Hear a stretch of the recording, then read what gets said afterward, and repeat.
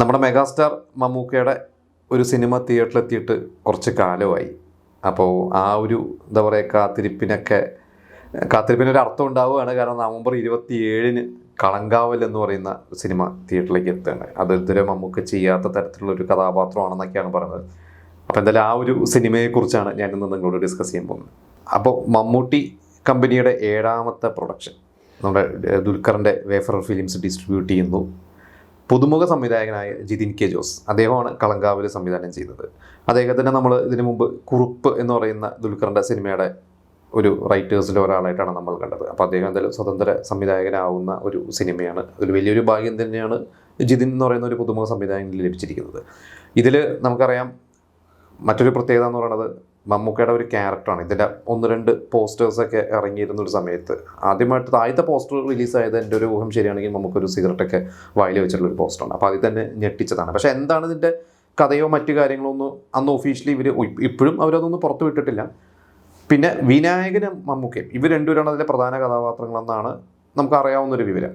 അതിൽ വിനായകനാണ് ഇതിലെ ഒരു നായക കഥാപാത്രമെന്നും മമ്മൂക്ക ഇതിലൊരു വില്ലൻ ക്യാരക്ടറാണ് എന്നൊക്കെയാണ് കേൾക്കുന്നത്. അപ്പോൾ അങ്ങനെയൊക്കെ ആണെങ്കിൽ അത് ശരിക്കും പറഞ്ഞാൽ ഒന്ന് പൊളിക്കുമെന്ന് തന്നെ പറയാം. കാരണം നമുക്കറിയാം അധികം വില്ലൻ വേഷങ്ങളൊന്നും ചെയ്തിട്ടില്ല. മമ്മൂക്ക് വില്ലൻ വേഷങ്ങൾ ചെയ്യാൻ വളരെ ആഗ്രഹമാണെന്നൊക്കെ നമ്മൾ പല സ്ഥലങ്ങളിൽ നിന്നൊക്കെ വായിച്ചിട്ടുണ്ട്, പലപ്പോഴായിട്ട് നമ്മൾ വായിച്ചിട്ടുണ്ട്. പക്ഷേ അദ്ദേഹത്തിൻ്റെ ഒരു ഇമേജും കാര്യങ്ങളൊക്കെ ഉള്ളതുകൊണ്ട് അദ്ദേഹത്തിന് അത് ചെയ്യാനൊരു ബുദ്ധിമുട്ടുണ്ട്.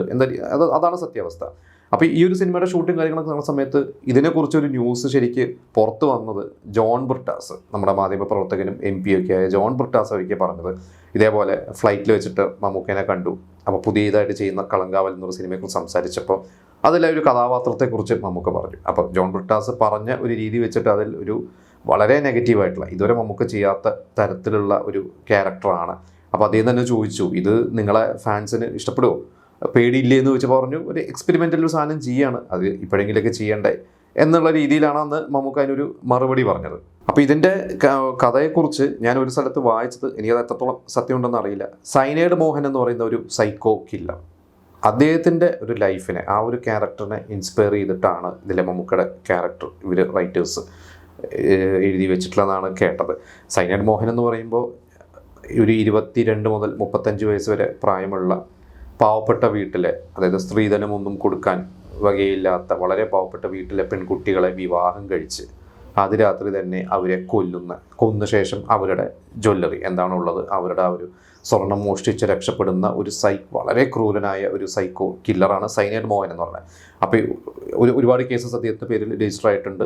എനിക്കിങ്ങനെ മറ്റു ഡീറ്റെയിൽസ് അറിയില്ല. പക്ഷേ ഇയാൾ എല്ലാവരും ഒരു പേടി സ്വപ്നമാണ് സൈനൈഡ് മോഹൻ എന്ന് പറയുന്നത്. ആ ഒരു വ്യക്തിയുടെ ഒരു ക്യാരക്ടറിനെ ഇൻസ്പയർ ചെയ്തിട്ടാണ്. അദ്ദേഹത്തിൻ്റെ റിയൽ ലൈഫാണോ അതോ എന്താണെന്ന് അറിയില്ല. എന്തായാലും അതാണെങ്കിൽ ഇതുവരെ നമ്മളങ്ങനെ മമ്മൂക്ക കണ്ടിട്ടില്ല. പിന്നെ വിധേയൻ എന്ന് പറയുന്നൊരു സിനിമയിൽ നമുക്കറിയാം മമ്മൂക്ക വളരെ ക്രൂരനായിട്ടുണ്ട്. അപ്പോൾ അതിൻ്റെ ഒരു ഷെയ്ഡ്സ് ഒക്കെ ഉള്ള ഷെയ്ഡ്സ് എന്ന് മീൻസ് വിധേയനിലൊക്കെ പോലെ നമുക്ക് ആ ഒരു ക്യാരക്ടറിനോട് തോന്നുന്ന ആ ഒരു വല്ലാത്തൊരു ഇതുണ്ടല്ലോ, ഒരു ഫീലിങ്സ് ഉണ്ടല്ലോ നമുക്ക് ആ ഒരു വില്ലൻ ക്യാരക്ടറിനോട് തോന്നുന്നത്. അങ്ങനെയൊക്കെ തോന്നിപ്പിക്കുന്ന തരത്തിലാണ് ഈ ഒരു സിനിമ അവരെടുത്തിരിക്കുന്നതെന്നാണ് കേട്ടത്.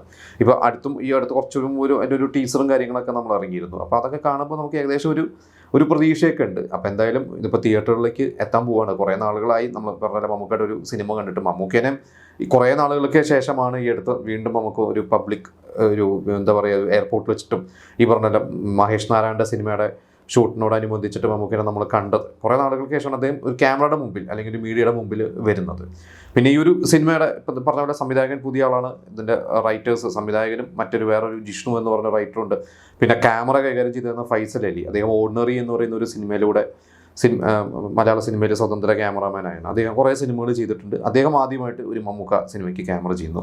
മ്യൂസിക് ചെയ്യുന്നത് മുജീബ് മജീദ്, തിങ്കളാഴ്ച നിശ്ചയം പോലത്തെ, രേഖാചിത്രം പോലത്തെ സിനിമകളിലൂടെയൊക്കെ ശ്രദ്ധേയനായ മ്യൂസിക് ഡയറക്ടറാണ്. അങ്ങനെ ഒരു പിടി യുവാക്കളുടെ കൂടെ, അല്ലെങ്കിൽ എന്താ പറയുക, ഇന്നത്തെ ഒരു ന്യൂ ജനറേഷൻ്റെ കൂടെ മമ്മൂക്ക കൈ കോർക്കുക എന്ന് പറഞ്ഞാൽ, മമ്മൂക്ക എപ്പോഴും പുതിയ ആളുകളെ എന്താ പറയുക പ്രൊമോട്ട് ചെയ്യുന്ന ഒരു നടനാണ്. നമുക്ക് അതേപോലെ വേറൊരു നടനും ഇല്ല മലയാള സിനിമയിൽ തന്നെ. അപ്പോൾ വീണ്ടും അദ്ദേഹം അങ്ങനെ ഒരു പുതുമുഖ സംവിധായകന് കൈ കൊടുത്തിരിക്കുകയാണ്. അതെന്താവും എന്നുള്ളത് നമുക്ക് എന്തായാലും നവംബറിൽ തിയേറ്ററിൽ നിന്ന് കണ്ടറിയാം.